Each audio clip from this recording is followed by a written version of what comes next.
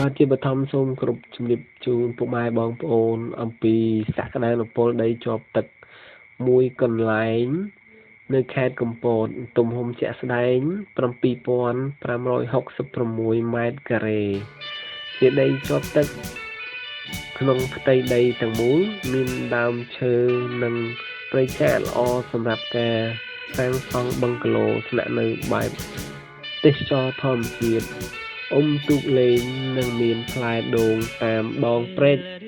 ទេសភាពថ្ងៃរះថ្ងៃលិចយ៉ាងស្រស់ស្អាត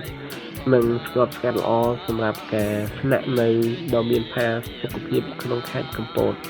កែវភ្នែកនៃធម្មជាតិសូមអរគុណ